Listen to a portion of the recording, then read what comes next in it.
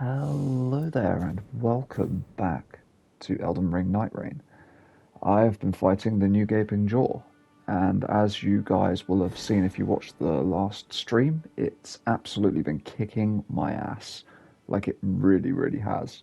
I would say nothing in the game has tested me quite as much as this one has. The boss itself actually has really intuitive mechanics once you get used to it, and I actually really love the fight. With my only criticism being that I hate how much it like runs away from you. Basically, I don't like that you have to chase it across the arena every 2 seconds. But other than that, this boss really does live up to the hardest content in the game title, I think, for me. And I can't wait to try out the new Dark Drift Night tomorrow, which I'm sure is going to absolutely destroy my soul. I'll probably stream that as well, so obviously if people are around, they can watch that if they want to. But yeah, this is basically an attempt at the new Gaping Jaw. As you can probably guess from the audio, I'm recording the audio separate from the video. Again, I wasn't too sure if I was going to upload this, so I was just sort of playing like quote unquote off camera. Um, I recorded backwards as I did with the Sentient Pest one a while back. I just figured that this particular run was quite good for showcasing a bunch of different things, so that's why this one is here. I'm going to keep dipping in and out of commentary. There might be moments where I just go silent and let the gameplay do its thing. Obviously, in the early stages of the game, I can just sort of talk over it. I'll probably dip out whenever there is a boss battle, maybe. Something that I've noticed whilst playing over the past few days, especially with randoms, a lot of people just don't clear this first camp, and I don't really understand why.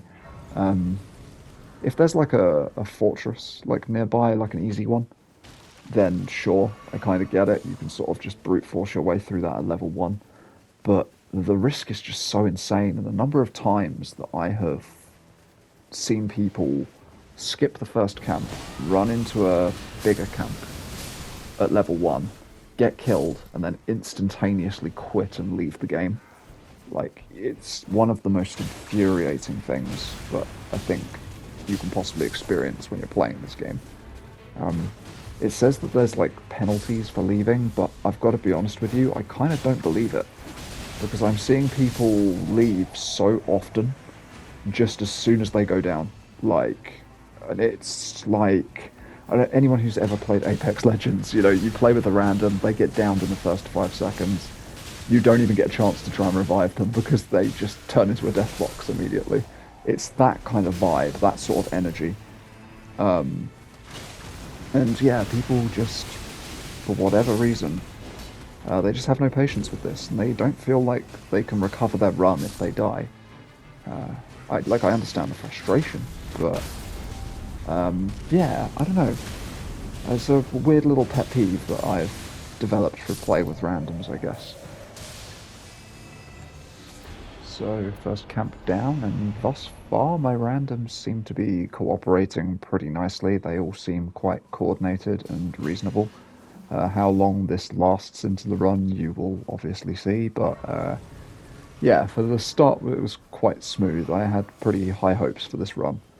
I was actually quite happy to see double Executor as well, because having that like double bleed, double poison, double whatever, like just status procs basically, it's super useful.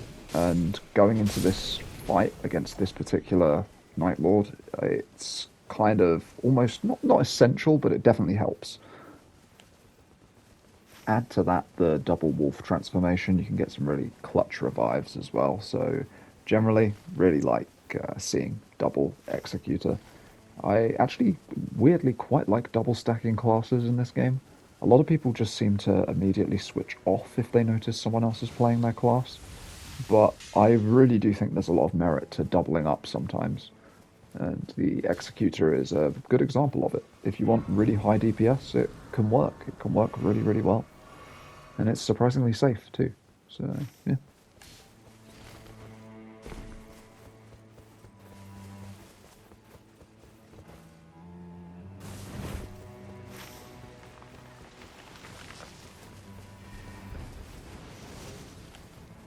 You may have noticed on that little map check there that I seem to have lost a teammate. They're obviously still here. They're just very much not here. They decided they want to go and do something else. And honestly, we didn't see them for a while after they left. They just ran off. We do link up with them again eventually, but I genuinely thought when they disappeared, I was kind of like, oh man, this run is going to be completely screwed, like right in the early stages kind of thing. Um, but yeah, he comes back eventually.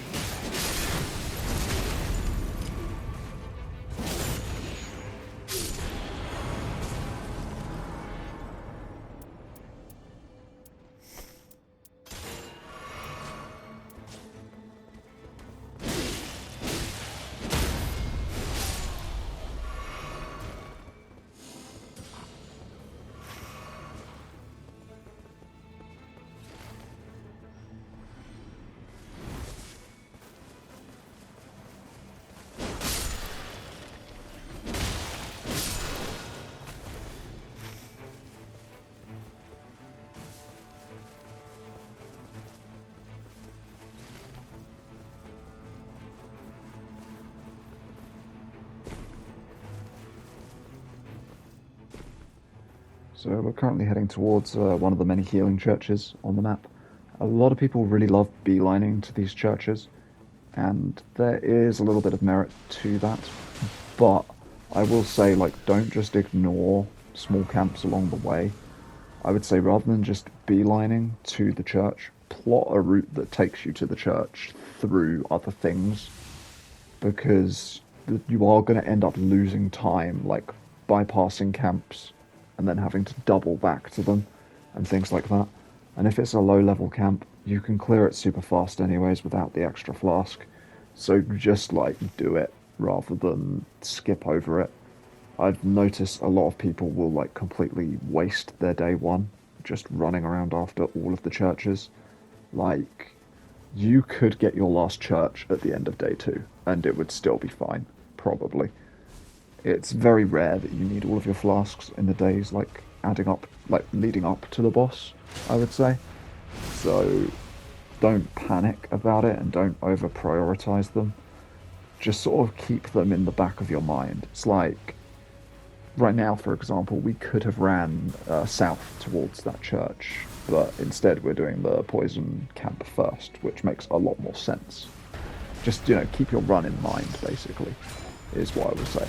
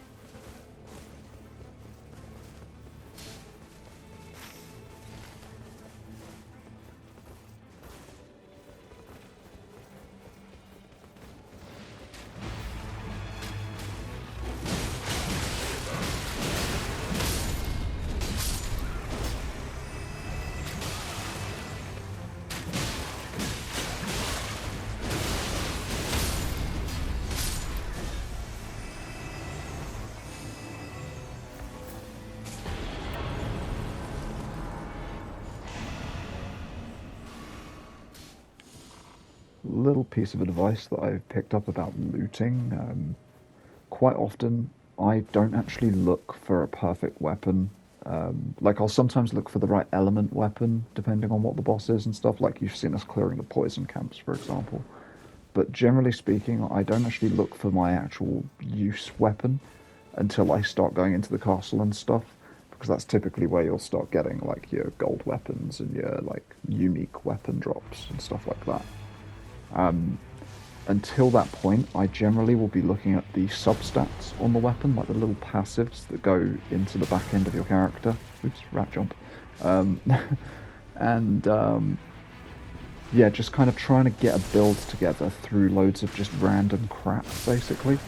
Like, it could be that I've got like a white shield that I'm never going to use, but because it's got like damage negation on successive attacks or something like that, I will pick it up and put it in my back pocket.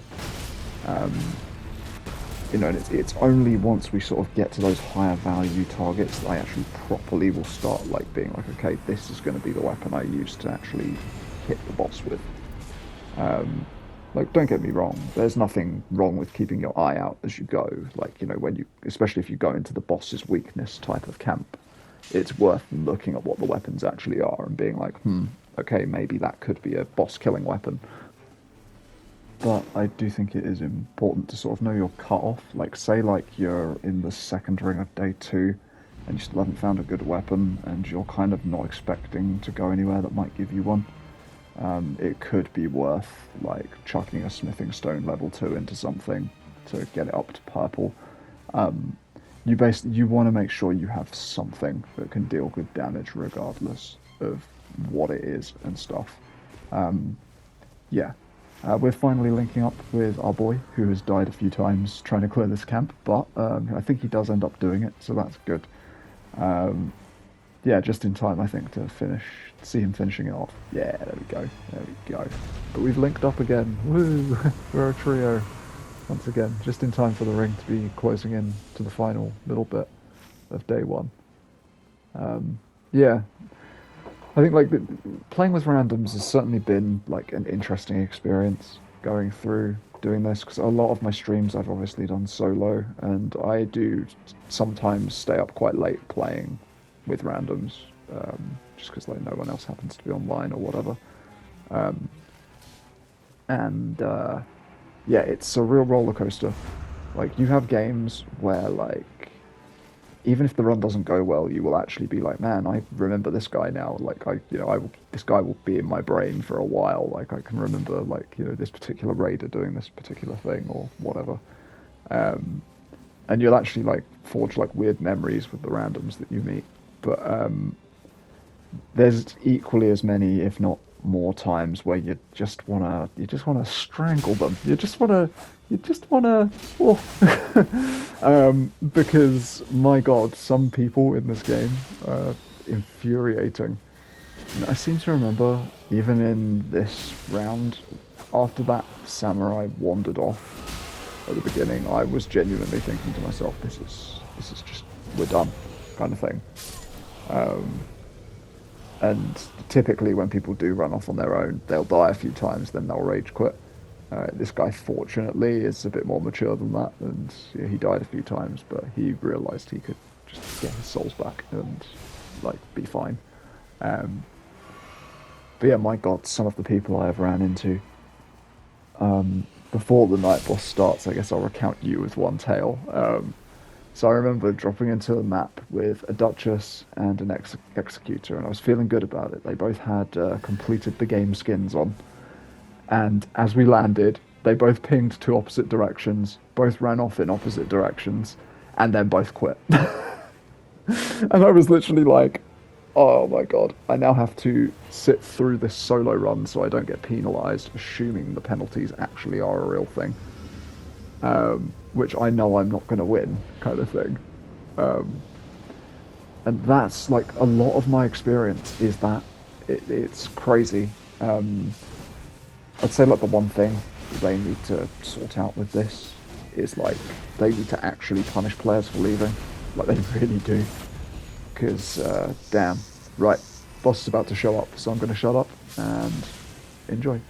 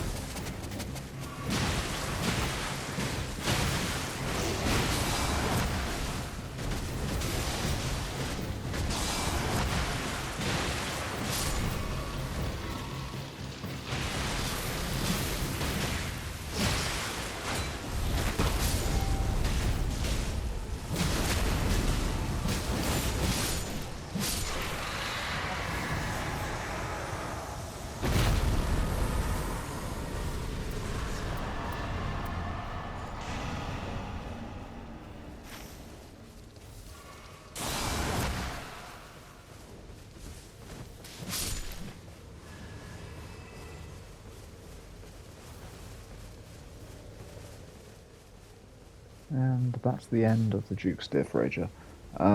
Something to keep in mind when you defeat a night boss, by the way. Obviously, like, it takes a while for the rains to stop. Don't be afraid to run out into them to get a little bit of a head start, especially if you know you're going to pass by a grace, or if you know that you've got loads of flasks or whatever. Because genuinely, sometimes the running, like a bit early, can be the difference maker between you getting everything you want to clear cleared and not.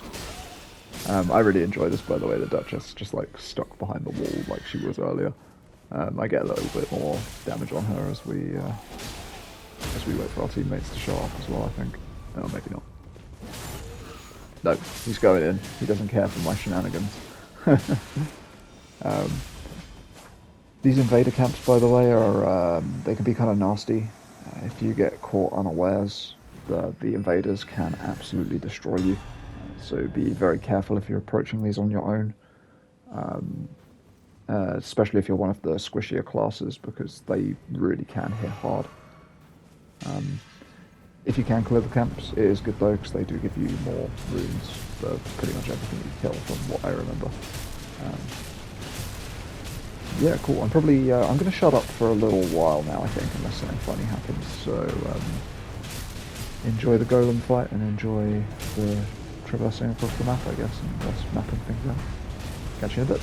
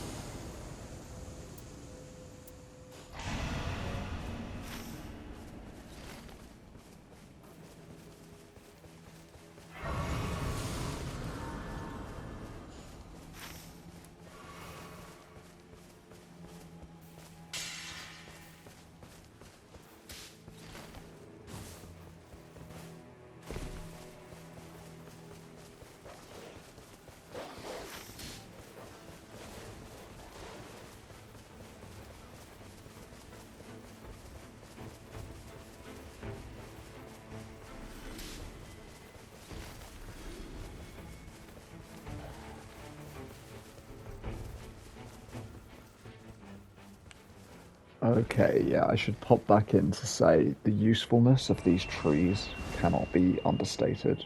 If you have to traverse a big portion of the map really quickly, like doing it via one of these trees, as long as you know that you're going to go in the right direction and stuff, is well worth doing. So, like, in my head, I was like, we want to clear the city of Noxtella. Like, we absolutely want to do that, but we were on completely the other end of the map. So I was like, cool, we'll just hitch a ride on the Hawk. If I get there ahead of them, I can clear out this fire camp, and then we can meet down by one of the field bosses down in front of Noxtella or something like that. And like that actually worked out really well in this case. Sometimes if your randoms are not cooperating, it can be a little bit uh, unfortunate, and you can kind of wind up a bit messed up. But as long as you're kind of on the same page, this kind of thing can work pretty nicely. Just yeah, traversing the whole map by hawk. Um, and yeah, you're about to see something that I've not shown on the channel, which is us actually properly going into the city, the Noxtella city. I think this is by far my favourite world event. I really, really like this one. Um, and yeah, I'm going to shut up again whilst we fight Loretta, and then you'll get to see the city. So enjoy.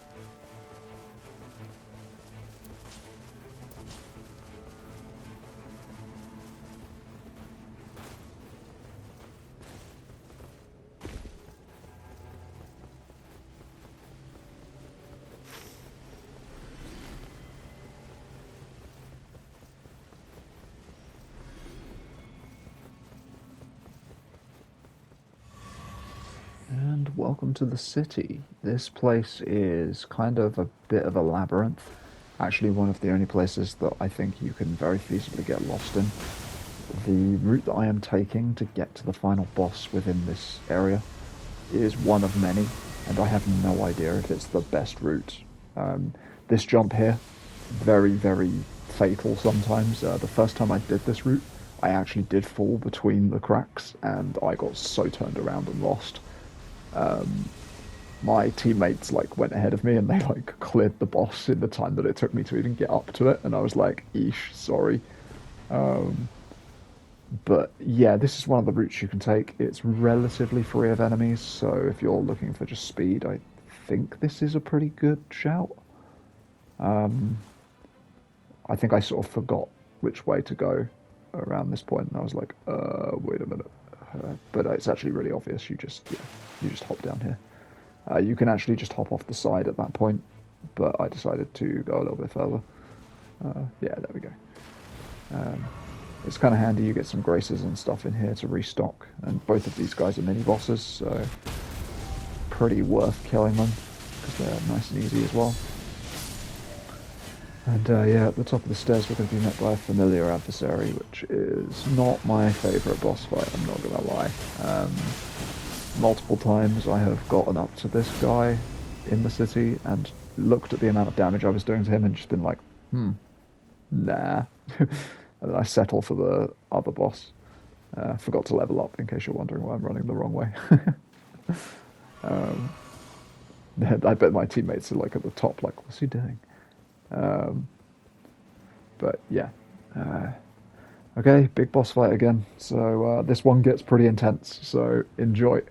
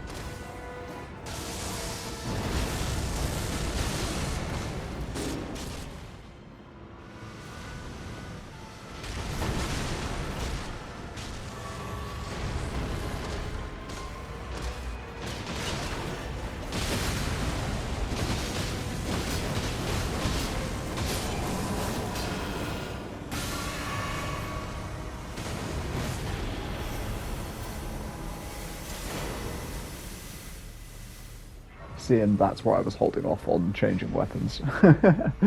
You can get some pretty good weapons from some of these bosses.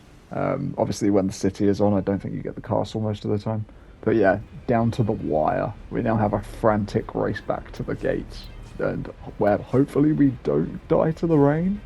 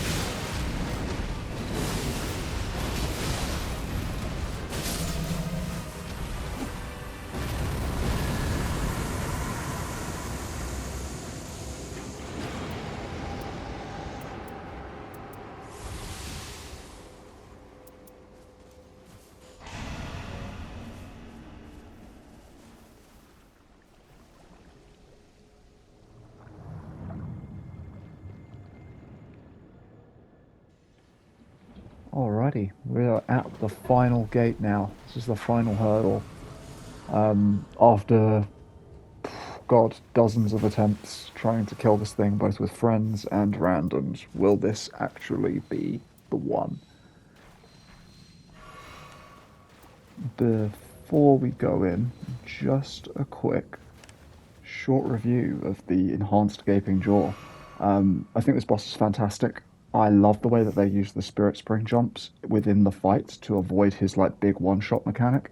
I think it's absolutely fantastic. It's been crazy doing it with people that like haven't learned it yet and sort of actually experiencing people learning it for the first time. It's like super cool. There's always a moment of dread every time he does his big AoE purple lightning thing, and that grab attack. My God, his grab attack is furiously like just God. It's horrible. Um, I would give this boss probably a 7 out of 10, only because I don't like that he runs away from you. It annoys me that he runs away so much. You'll see me sprinting across the arena after him. It's the only thing that I'd change. Otherwise, super, super solid experience, and I really hope that the Dark Drift Knight lives up to what this boss has provided. It's been fun. I'm going to shut up for the rest of the video, so thank you very much for watching. I'll catch you in the next one. Enjoy Gaping Jaw. Farewell.